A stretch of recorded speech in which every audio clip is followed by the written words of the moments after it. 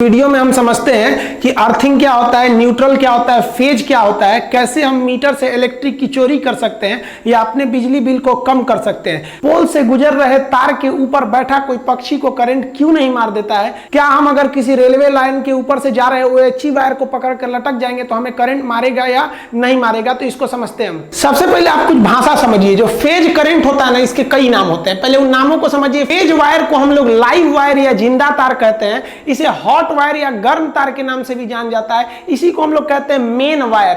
अब दूसरा हो जाता है न्यूट्रल। न्यूट्रल को हम लोग कोल्ड वायर कहते हैं या इसे ठंडा तार कहते हैं। अब इनका काम क्या होता है। फेज वायर उसे कहते हैं जो करंट को ले आ रहा है, और न्यूट्रल उसे कहते हैं जो करंट को ले जा रहा है। यही दो चीजें होती हैं। और अर्थ होता है एक अलग चीज होता है। ये भी एक तरह का न्यूट्रल है, ये सेफ्टी के लिए ही लगाया जाता है। उसको हम आगे समझाएंगे। अभी यही मेन समझिए। फेज वायर के रास्ते से करंट आता है और न्यूट्रल से जाता है। आना जितना जरूरी है उतना ही जरूरी जाना है। जैसे मान लीजिए हम सांस ले रहे हैं तो ये फेज है, और छोड़ेंगे तो वो है न्यूट्रल। तो आप बताइए ना, हमारे लिए जरूरी क्या है, फेज की न्यूट्रल। भैया एको को कम होगा ना तो हम मर जाएंगे। कि ऐसे थोड़ी होगा खाली फेजे पे रह जाएंगे, खाली इसे छोड़ते रहेंगे न्यूट्रल पे हो जाएंगे। तो फेज और न्यूट्रल दोनों जरूरी है। जैसे एक चोर जाता है चोरी करने के लिए तो घुसले रह जाएगा अंदर तो सुबेरे पिटाएगा वो। मान लीजिए बिना घुसले निकल गया तो फिर फायदा क्या हुआ, उसको चोरी किए।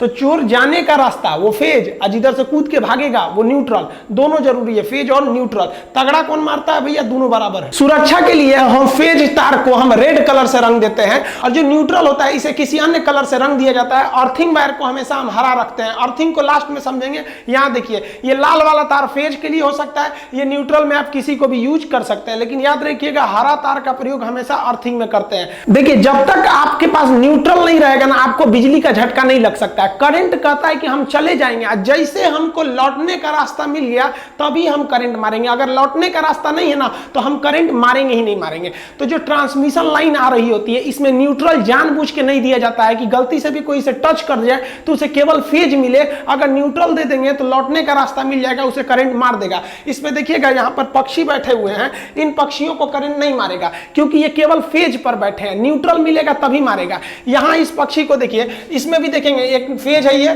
3 ठो फेज हो गया, और एक हम ब्लैक कलर से कर देते हैं और ये वाला हो जाएगा आपका न्यूट्रल। इस तीनों में से एक जो होता है, 4 में से एक जो होता है वो न्यूट्रल होता है। अब जैसे ये देखिए, ये पक्षी फेज पे बैठा है, ये भी फेज पे, ये भी फेज पे।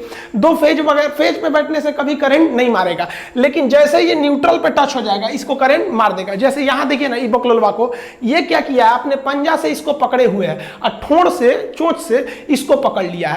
लेकिन मान लिया कि एक ठो ये वाला क्या है, फेज है, और दूसरा ये नीचे वाला न्यूट्रल है। तो यहां से इसके ठोड़ से तो करंट घुस जाएगा, और करंट जैसे पैर के पास आएगा उसको समझ गया कि अरे भैया जाने का रास्ता मिल गया, न्यूट्रल मिल गया, मार इसको, झनाक से उड़ जाएगा।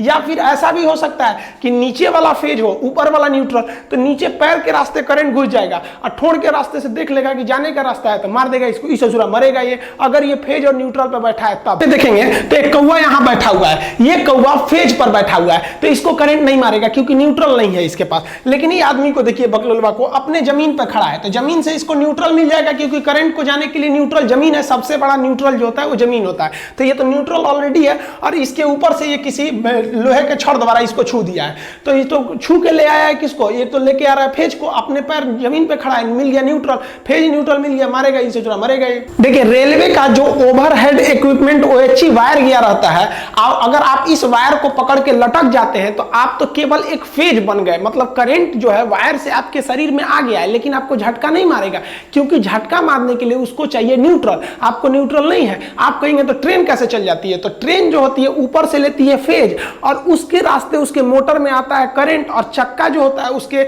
इस रेल पटरी पे रहता है, और जगह जगह से रेल पटरी को जमीन से जोड़ा गया रहता है वायर द्वारा, तो पटरी से मिल जाता है न्यूट्रल और ट्रेन चल जाती है। अगर कोई इलेक्ट्रिक मिस्त्री पोल पर चढ़ा होता है तो वो अपने हाथ में रबड़ का ग्लव्स पहने रहता है जो इंसुलेटर का काम करता है। साथ ही अगर आप देखेंगे तो इसमें ये एक तो ये फेज हो गया है 3 ठो, और ये वाला एक हो गया न्यूट्रल। तो ये देखिए, ये केवल इन फेज के पास में है, न्यूट्रल पे नहीं है। इसको करे, जहां ये न्यूट्रल को टच करेगा इसको भी मार देगा। तो आपको न्यूट्रल पे बच के रहना है। ट्रेन के ऊपर अगर आप चढ़ जाते हैं कोई दिक्कत नहीं है। ट्रेन के ऊपर चढ़ के अगर OHE को पकड़ लिए तब तो मारेगा ही आपको, क्योंकि ट्रेन जो है वो जमीन से टच में, आपको मिला है न्यूट्रल और ऊपर से ले लिए फेज, आपको उड़ा देगा, उड़ जाएंगे आप तुरंत। लेकिन अगर आप लटक के झुलवा झूल रहे हैं तो कोई दिक्कत नहीं है, आप झुलवा झूलिए, किसी पे इस पे झूलिए, लेकिन याद रखिए झूला झूलते समय ना अगर आप न्यूट्रल पे टच हुए ना तो झुला देगा अच्छा से। कोई कोई इलेक्ट्रिक मिस्त्री आपके घर काम करने आता है तो होशियार रहता है ना, तो वो दस्ताना पहन लेता है रबड़ का, ताकि करंट ना आ पाए। अब इसको देखिए, ये होशियार है, ये बकलोलवा को देखिए, ये ऐसे ही नंगे हाथ से ऐसे छू रहा है, ये पकड़ लिया फेज वगैरह को। अब देखिए ये क्या करते हैं, होशियार होते हैं ऐसे इलेक्ट्रिक मिस्त्री, चप्पल उतार देते हैं ऐसे और चप्पल के ऊपर खड़े हो जाते हैं। जानते हैं सब कि चप्पल पहनेंगे तो कहीं हल्का सा भीगा हुआ होगा तो ग्राउंड पे टच होने की संभावना ज्यादा रहती है, तो उतार के ऊपर बैठ जाते हैं सब कि नीचे तो ग्राउंड में टच नहीं होंगे। अब काम कर रहे होते हैं सब, तो ये टच भी कर लेते हैं ना, तो फेज आ गया इनके शरीर में। अब इनका शरीर भी एक तरह से फेज बन गया है, लेकिन चप्पल के ऊपर खड़े हैं तो इन्हें करंट नहीं मारेगा। और बाकी लोगों से कह देते हैं कि बाबू हमको टच मत करना है, क्योंकि जानते हैं कि बबुआ अगर टच करेगा तो वो जमीन पे खड़ा है, वो बन जाएगा न्यूट्रल और उड़ा देगा उसको।